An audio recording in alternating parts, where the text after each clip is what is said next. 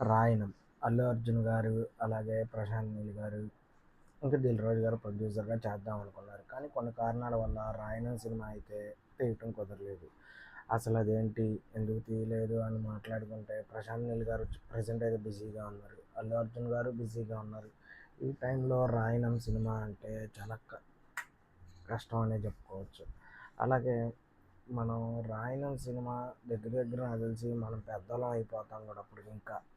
అప్పటికొచ్చిద్ది. ఎందుకంటే ప్రెజెంట్ ప్రశాంత్ నీల్ గారు ఎన్టీఆర్ గారితో చేయాలి, ప్రభాస్ గారితో చేయాలి. ఆ తర్వాత మన అల్లు అర్జున్ గారితో చేయాలి. దానివల్ల 'రాయనం' సినిమా అయితే క్లోజ్ అయింది అని చాలామంది అంటా ఉన్నారు. అది మరి మ్యాక్సిమం ఎంతో అవ్వచ్చు. ఎందుకంటే ఇంతమందిని దాటుకొని రావాలంటే చాలా కష్టం. అది కూడా ప్రెజెంట్ ఇప్పుడు అల్లు అర్జున్ గారి సినిమాలు వరుసగా స్టార్ట్ అవుతాయి.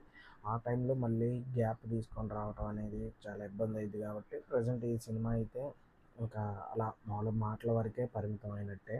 అంతకుమించి వెళ్ళదు అని నేను అనుకుంటున్నాను. మీరేమనుకుంటున్నారో కింద కామెంట్లో అయితే మెసేజ్ చేయండి. కానీ అల్లు అర్జున్ గారి, అట్లీ గారి కాంబినేషన్లో వచ్చే సినిమా మాత్రం షేక్ చేసేసిద్ది టాలీవుడ్ని కానీ, బాలీవుడ్ని కానీ, కాలీవుడ్ని కానీ అని నేను పర్సనల్గా అనుకుంటున్నాను. ఎందుకంటే ఇప్పటికే ఆ సినిమా గురించి ఏంటంటే చాలా బాగుంది.